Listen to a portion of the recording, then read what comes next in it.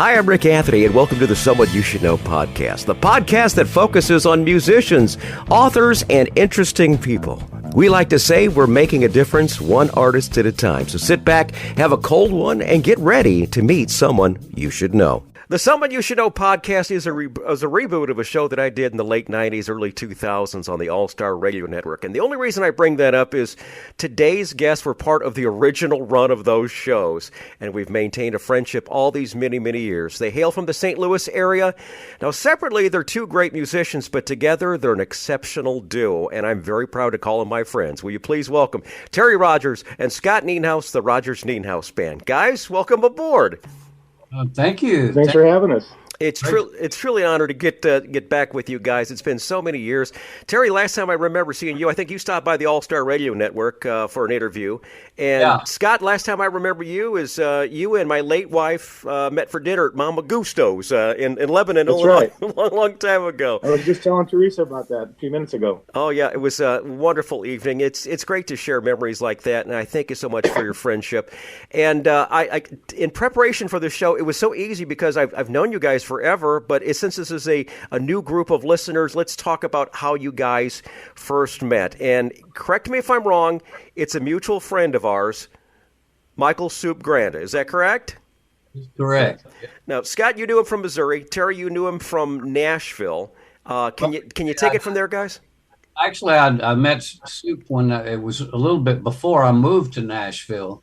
And I was touring with Michael Clark's version of the Byrds, reformed group.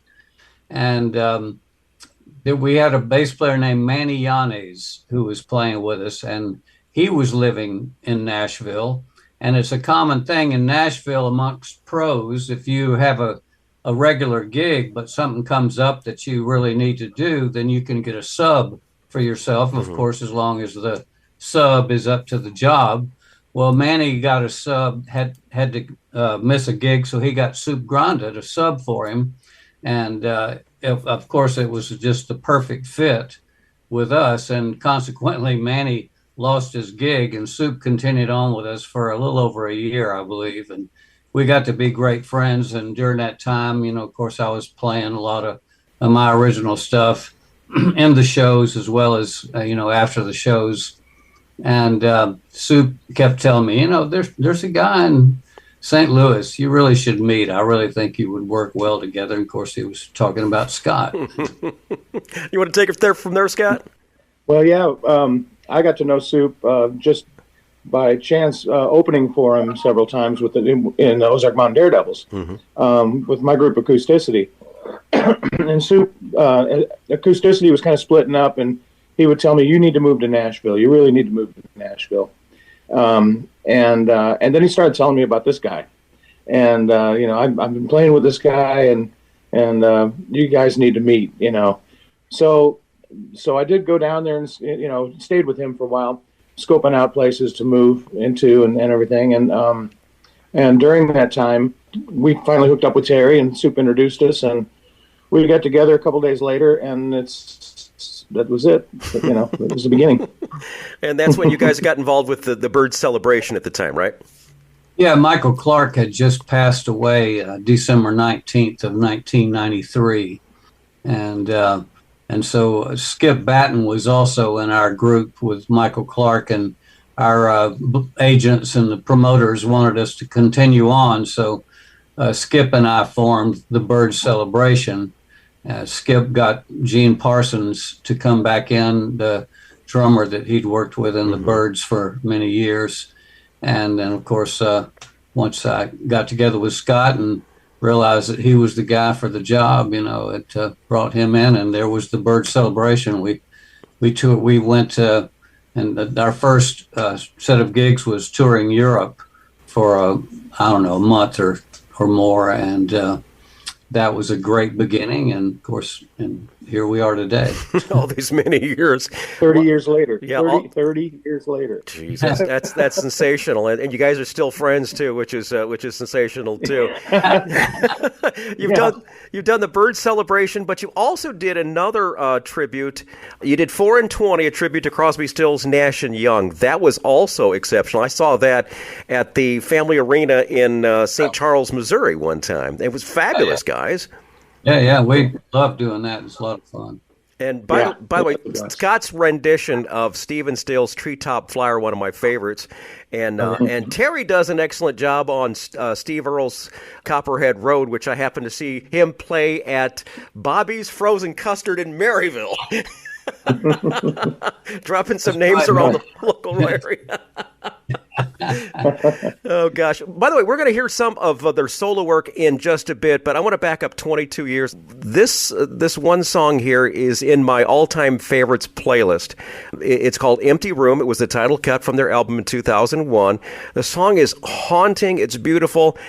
And I know you guys told me the story about this thing way, way back when, but since for this new audience, tell us how this beautiful song came to be. Go ahead, Scott. Well, I had come up with the part of the chord progression and some of the lyrics, and when we were actually in Europe, we were in our room, and I sat down and played them what I had, and so we just collaborated on the rest. And when we got into the studio to work on the Empty Room album, which wasn't Empty Room yet, we really didn't even plan on recording it, but I guess we just want to lay it down or lay it down what we get something so we'd have it. Yeah, and the owner of the studio said, "You guys have to record that. You've got to put this on the album." So overnight, where we were staying in a house while we were in town in St. Louis, and we finished it, and then went in and recorded it the next day. I think it was the last thing we recorded for the CD, if I'm not mistaken. It's such a beautiful, beautiful song, and I know our audience is going to love it. We're backing up 22 years for this one, the title cut from their album. This is called Empty Room from the Rogers Nienhaus Band right now on the Someone You Should Know podcast.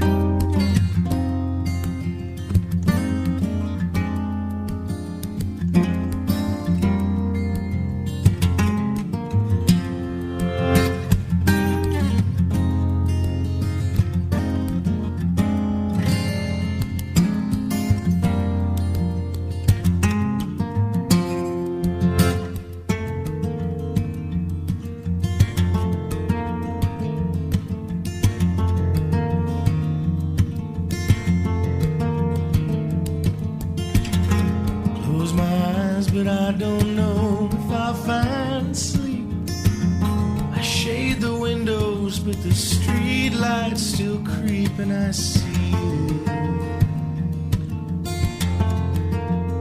Oh, yes I do.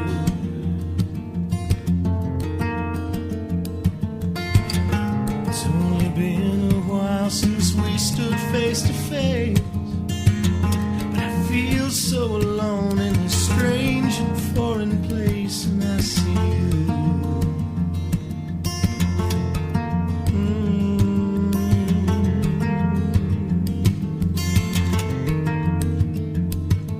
I see you there in the face of the crowd. I can hear your voice, I hear it loud. I feel your touch, oh yes I do. But then I wake up cold in an empty room. So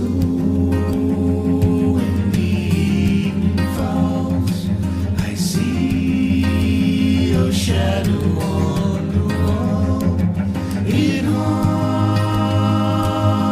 me, and in the pouring rain, I hear your name.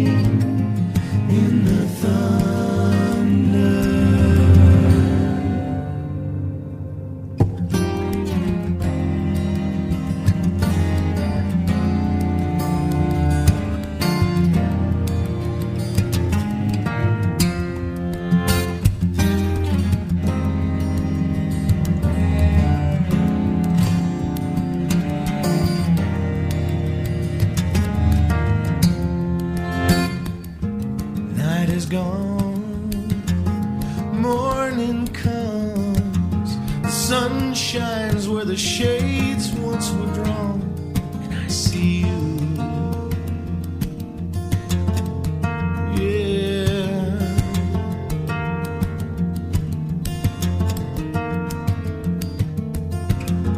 On the road, you know I'll spend another day. This temporary home takes me further away, and I see you.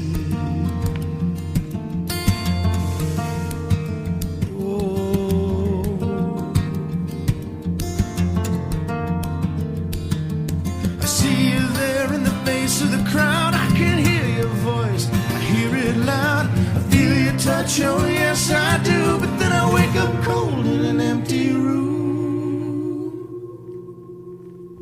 So when the evening falls, I see your shadow on the wall, it haunts me.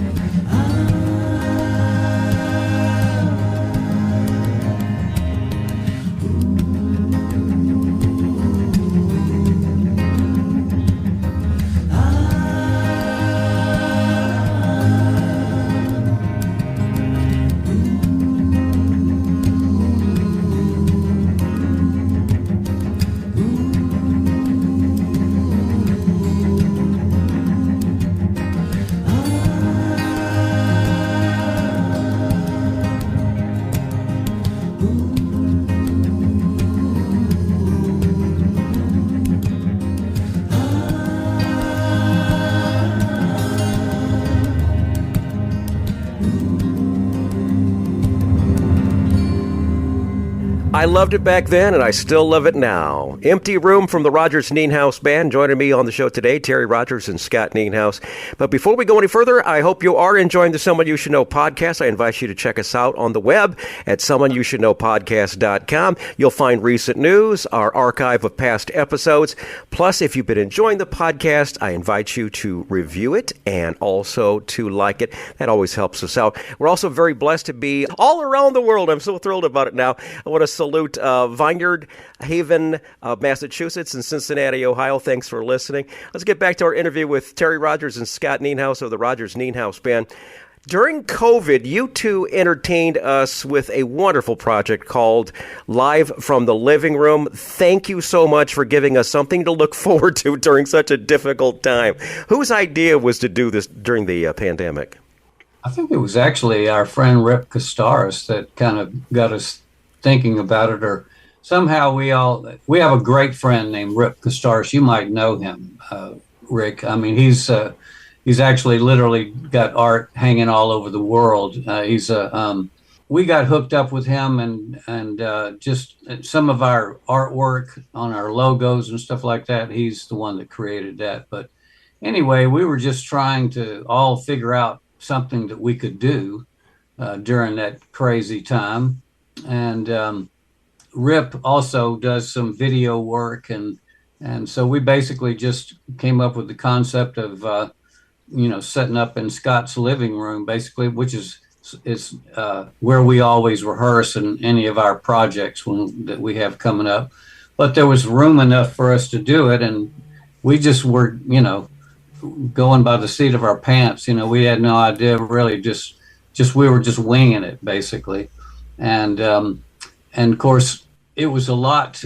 Our original plan was to put it all out at once, but it turned into such a long bit of music. I don't know, it was over an hour and a half, or I forget exactly, but quite a bit of footage. So, it was a lot. Once it was recorded and filmed, then it had to be edited and, worked on. And it was just a really long process, which, of course, Rip had never done all that exactly. So we were, like I said, we were just going for it. we had a few audio issues and everything, but overall, you know, it was a great experience, and people are still talking about it to this day. And that's just it. It gave everyone something to look forward to. I think it really helped out by the fact that it wasn't done all at once, because it gave us something to look forward to in the coming weeks. And it was just so well. And the mix on it. And by the way, my wife thought your house was very nicely appointed there, Scott, or your bride's house is very nicely appointed. Yeah. She was very kind to allow us to do that, to make a mess of the place. That's just it. You've always got to have the wife's permission to do stuff like that. You guys have combined with some other great musicians through the years, too. We mentioned Michael Soup Granda, but you had that project called The Real Macaws, which was kind of cool, too. I liked that one. Yeah, that's a lot of fun. We had Rusty Young played pedal steel on a couple of tracks on that CD, which is a thrill, of course. Yeah, I miss him. I got a chance to see him before he passed. He was playing a gig when I was operations manager at a couple of stations in Rolla, Missouri. And he was nice enough to play the beautiful venue they had out there, and it was just so great to see him and talk to him and say thank you for playing Rose of Cimarron, which is one of my all-time favorite songs. You also combined with Michael Curtis and Tim Polite for the Byrds tribute called "Younger Than Yesterday." Your harmonies are just so wonderful, and you create such great memories. As I think one of your videos you call yourselves the soundtrack of your life, and that's basically it, because you take us back, you magically transport us to a time when we were teenagers, you know? When the Byrds were actually on the radio, you know? That's right. Right. I mentioned together you guys are dynamo. Separately, you guys are incredible, too. We're going to feature one of Terry's songs first. This is called Livin' With You. What's the backstory on Terry? Yeah, that's actually something I wrote during the pandemic.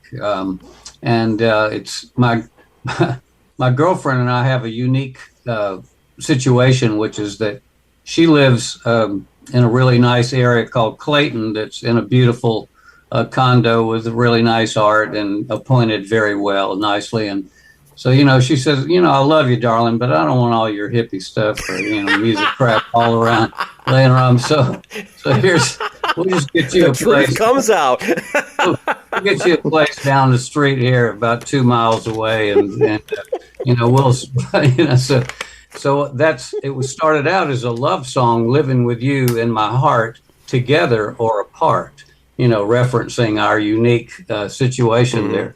But then, of course, when the pandemic hit, you know, it was also relatable to that situation with people being isolated and, you know, but you're still, you know, living with all your loved ones in your heart, together or apart, and supporting each other through those crazy times. So it was a multifaceted tune there.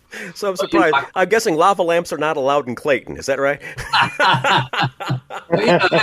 You know, we have them all over the house. We do too. My wife loves the hippie lifestyle, and she's just something very, very special. We're going to feature that song from Terry right now, "Living With You" from Terry Rogers, right now on the Someone You Should Know podcast.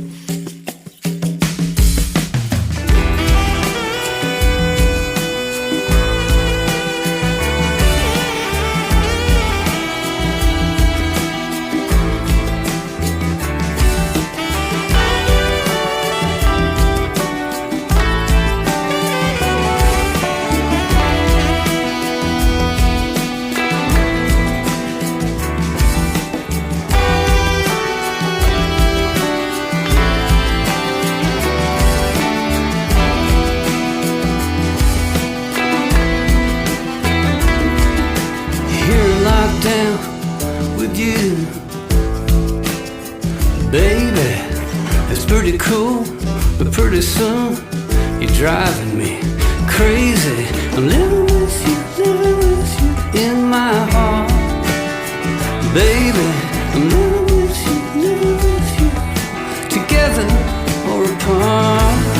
I'm living with you in my heart, baby. I'm living with you, together or apart.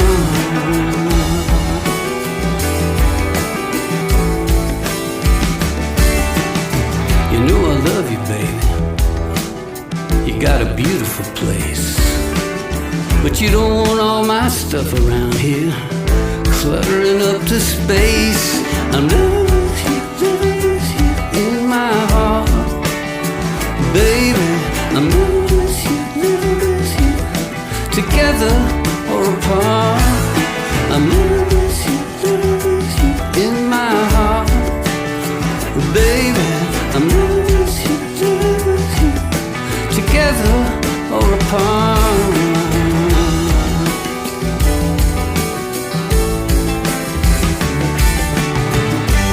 What in the world is going on out there?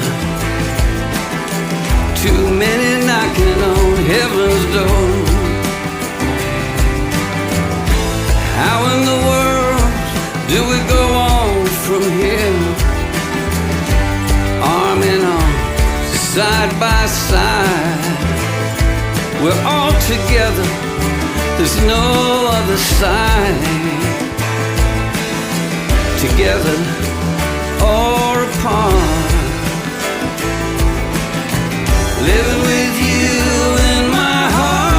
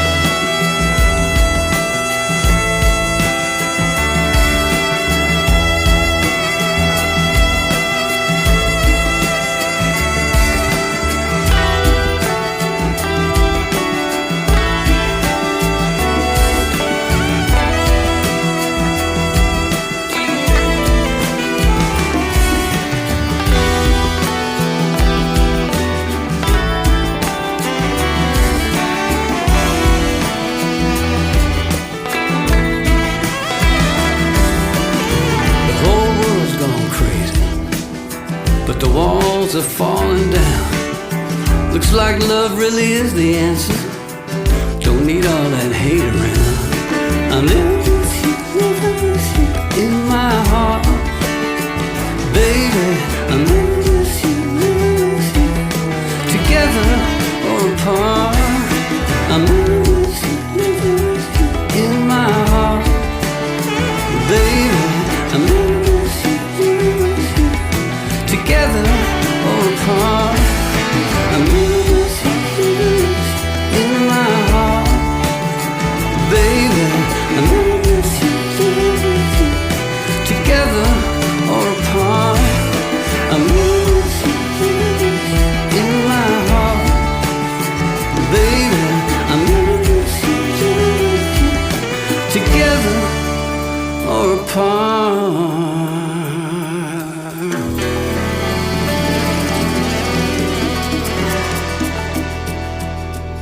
That's Living With You from Terry Rogers on the Someone You Should Know podcast. Okay, now it's fair. Let's do Scott's turn here. This is actually one that you've got from the Younger Than Yesterday project. This is called Time You Come. Tell me about this one. This was when I first moved. Well, actually, I'd been in Nashville for some time, and I was. This was when I was married to my first wife, and the plan was for me to move down ahead of her and get kind of acclimated, get a place, and she would eventually move down there.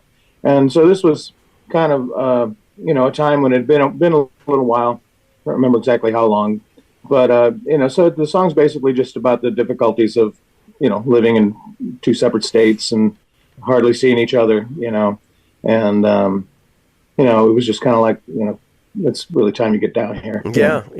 It's got kind of an Eagles vibe on that. I don't know if you were shooting for that or whatever, but I really got kind of a real nice Eagles vibe on. Here is Time You Come from Scott Nienhaus right now on the Someone You Should Know podcast.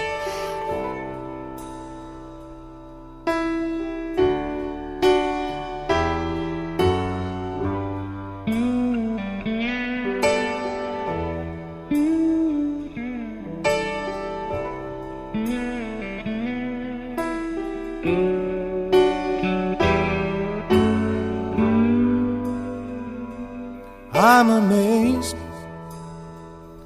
and so confused, and I wonder how I could have gone so long on my own.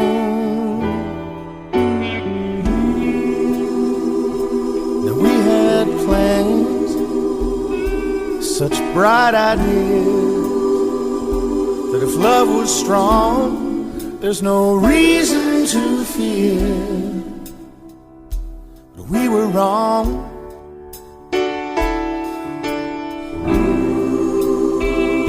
So before it's gone, I think it's time you come.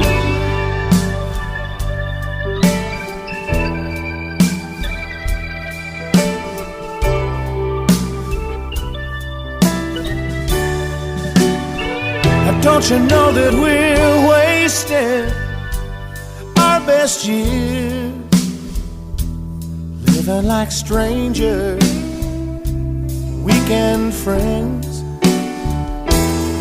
Between you and this life I choose, who's gonna win? Who's gonna lose? We've changed, yes, we've grown. Now can we find a place to call home? Either way,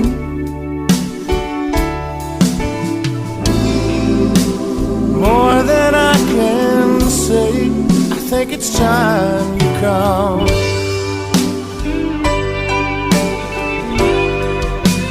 Whisper goodnight,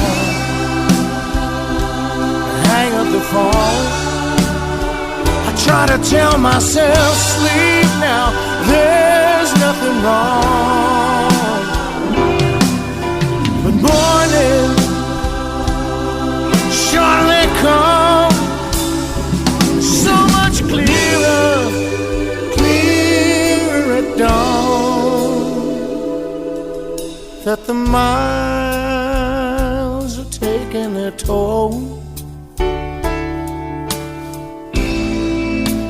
Deep within my soul, I think it's time you come.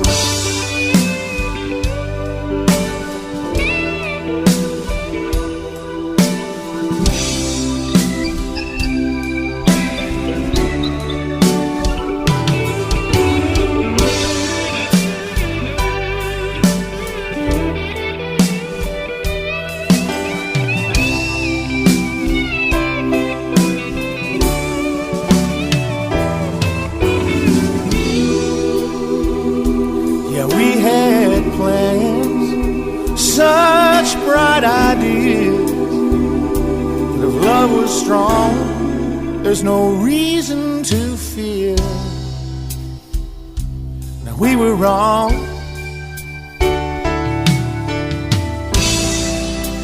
We can carry on.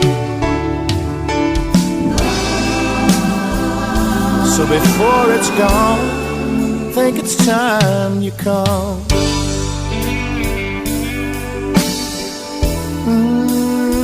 I think it's time you come.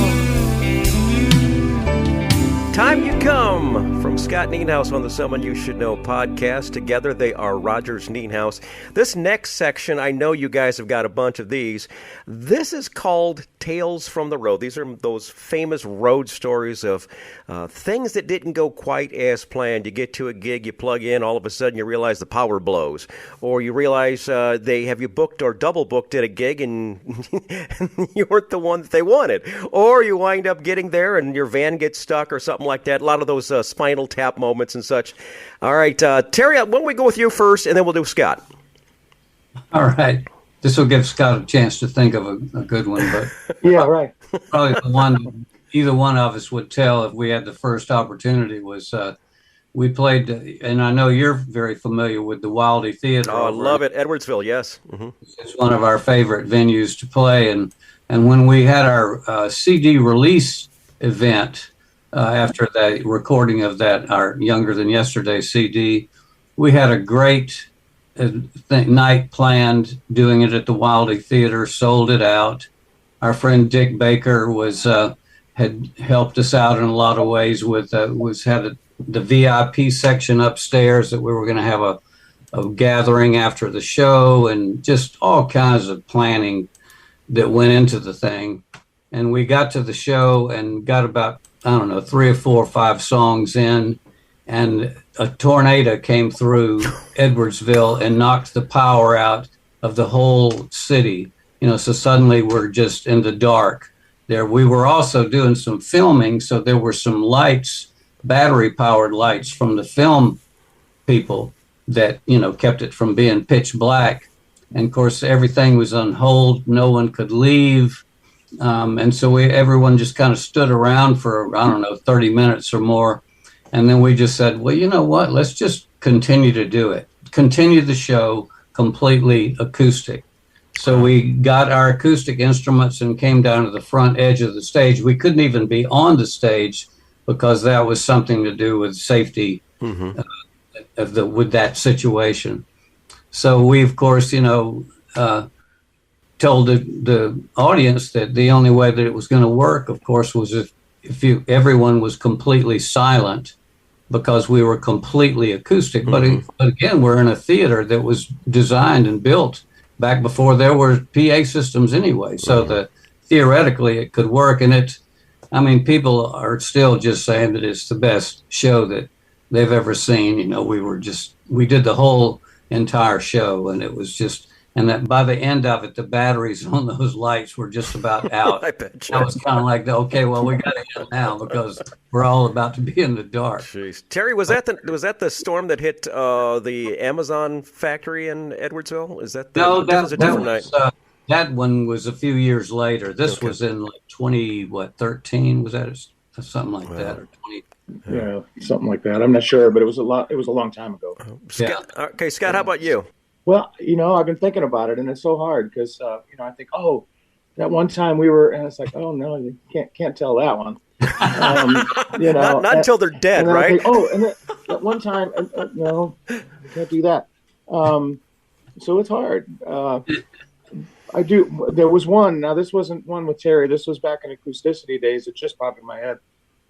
We played a New Year's Eve show in Eureka Springs, Arkansas, and had a show on New Year's Day in St. Louis. And so it was, it's an 8-hour drive or something. So the plan was to load up and head out and drive through the night to get there in time.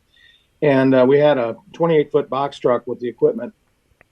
And I don't know, anybody that's ever been to Eureka Springs knows it's a very, very hilly place. And so here it is, 3 a.m, and we decided to take these little tiny roads. And as we came down the hill, it was a real steep hill, and then it flattened out. Well, next thing we know, the back end of the truck is stuck on the hill, and the rear axle, the tires are 4 foot off the ground. Oh my! 3 or 4 feet off the ground. So we were completely stuck.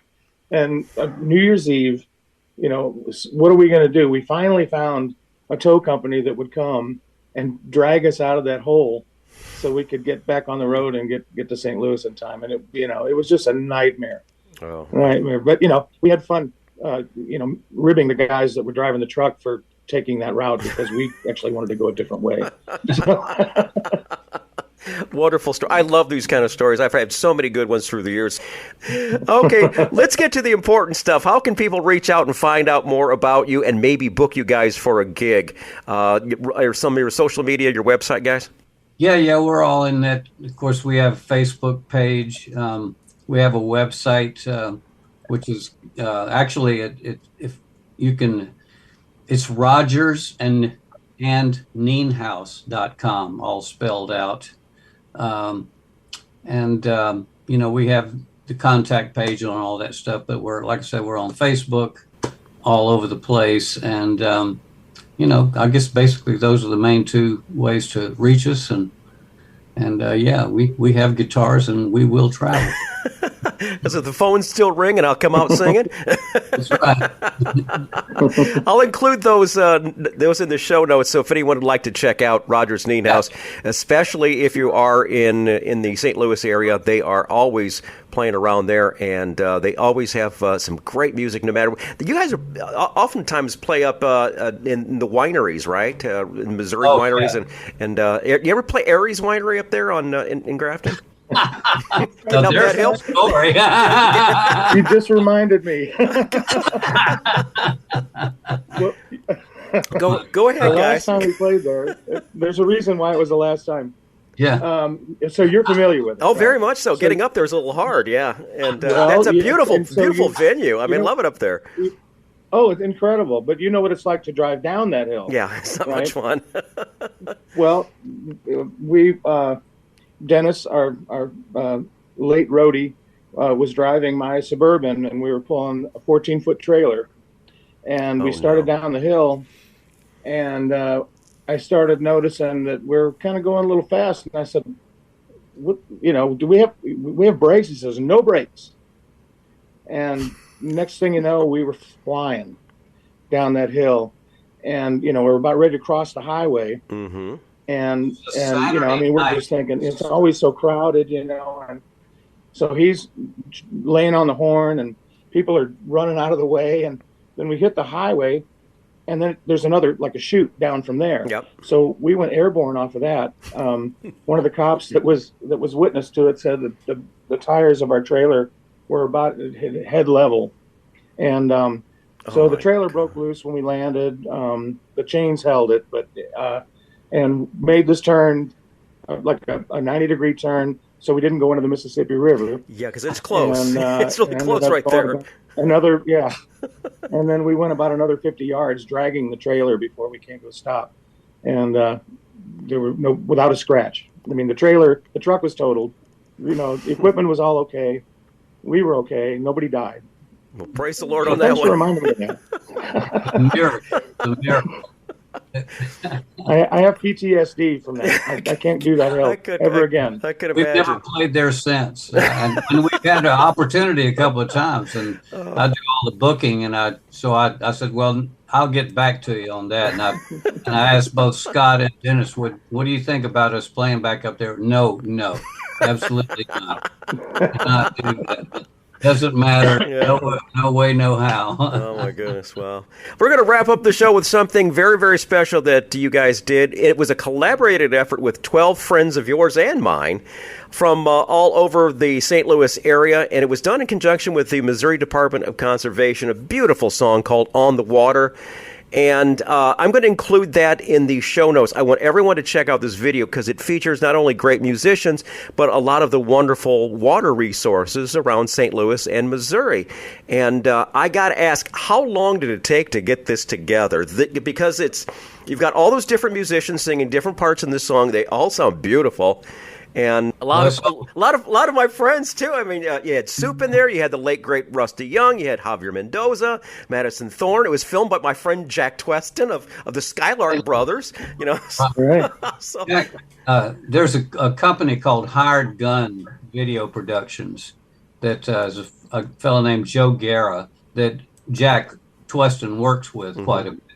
But it was Joe's baby, from the beginning. He had done some projects for the Department of Conservation prior to that, and then he discovered us playing at this little bar called Smitty's over in Chesterfield, and fell in love with that song and thought, would be a great song for the Department of Conservation. So he asked us if we'd be interested, and we said yes, of course. And so he pitched it to them, and they went for it, and from there he put the whole thing together. Just organized the whole deal, and he had the crew that he works with on larger projects, which of course includes Jack and that Madison. and Madison. She kind of came into working for Hired Gun right about at that time because they needed a larger crew for such a big project, and you have to go out and figure out the locations and, all the details before you get everybody to show up there. And it took a while. I forget exactly how long the production part. Probably several months, I would imagine, altogether. Yeah. I mean, with the scouting out, the location and everything, a lot of miles. Yeah. And how did you have any problem getting the artists to perform as far as that goes? Did you just kind of mention out there and they all come running, or what? Well, we just contacted them. That the ones that Scott and I personally knew. And then and Joe Guerra, he also had a concept. Well, he and I talked about the basic concept, which was to do different locations and everything. You start out with the original. The original, of course, was Scott and I playing the track, and then that was what each artist that we added was listening to, what we had done, and then they were playing along with what they could hear. So, it was just so Joe also wanted to make sure he was including, if possible, a lot of different ethnicities, and of course, men and women. And that was, I think it was maybe Steve Scorfina that helped me get in touch with Chuck Berry's daughter. Help me out. Ingrid. Mm-hmm. And then, of course, Joe found Javier Mendoza and got him to be involved. And that was also when we got R. Scott Bryan, because he had been working with Javier. So it just kind of always, it was worked out pretty easily, actually, overall. It's such a wonderful... And Tim Polite on drums, who was... Tim Polite's been our drummer for many years. Right. Mm-hmm. And so he was a part of it, too. And his kids were in the video. And, yeah. And, It is a beautiful video. I invite everybody to go down to the show notes and watch this afterwards. I know you're probably out in your car right now listening to this. Don't do it while you're driving, but I want you to, when you get a chance to tonight, check out the show notes, watch the video. You will absolutely love it, because you're going to love the music already of Roger's Nienhaus, but this is just a wonderful project of a lot of great musicians around the St. Louis area doing something very, very wonderful. And once again, this is for the Missouri Department of Conservation. Very great video. Good way to wrap up the show, too, guys. I thank you so very much for saying yes to being back on the show after all these many years, and thanks for all your years and years of continued friendship. Well, thank you, Rick. Thank you. Yeah. The check's in the mail, guys. Oh, great. Oh, man, no, it is really great, Rick. It's great to see you, and of course, I know this is only audio thing, but doing the interview this way, it's really good. It's great to see you, and really glad that you're doing well and happy and all of that.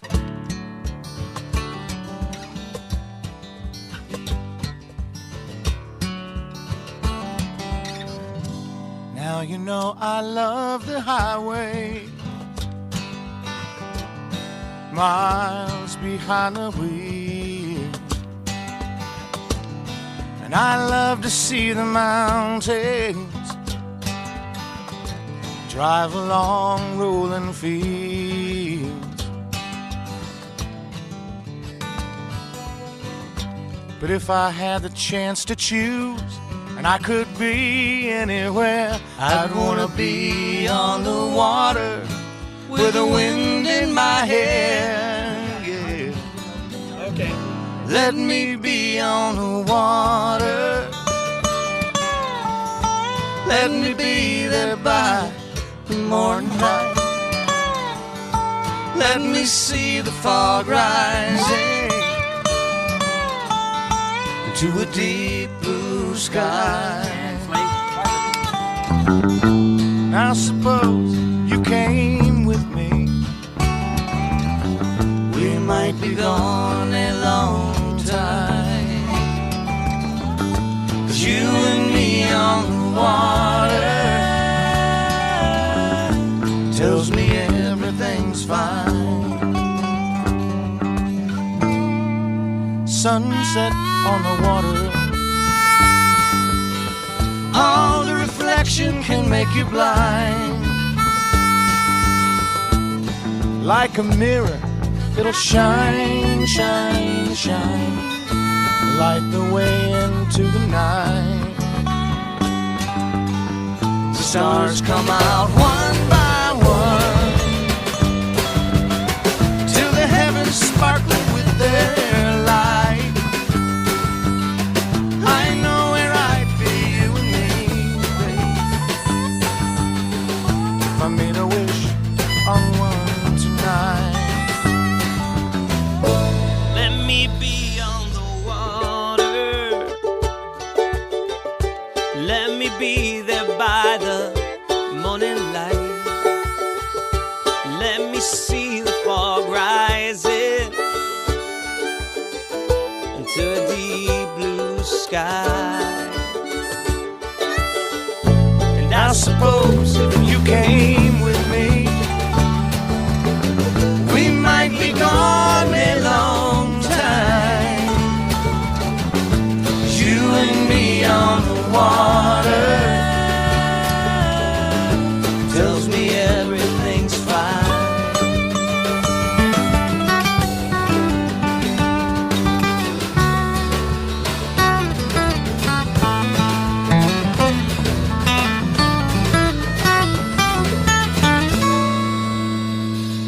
At night you cast a shadow from the moon into the mist, like a spirit from the deep there to remind you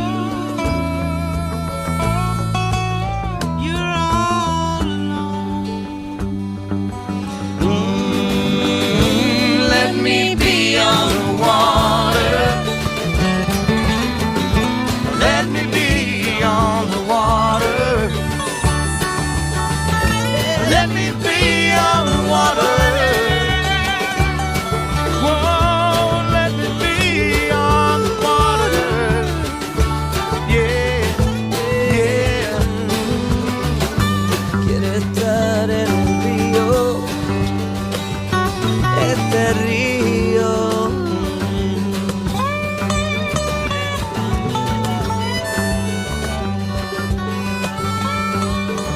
Quiero estar aquí con la soledad, la nube, la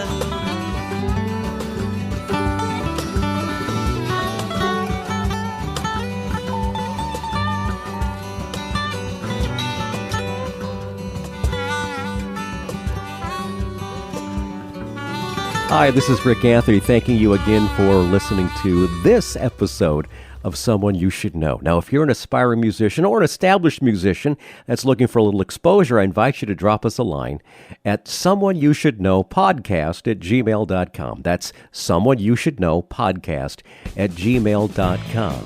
Also, I invite you to tell a friend about the Someone You Should Know podcast. I thank you for tuning in this time, and I invite you to check us out next time on the Someone You Should Know podcast, because you never know who's going to show up. Until next time, remember, God loves you, and so do I.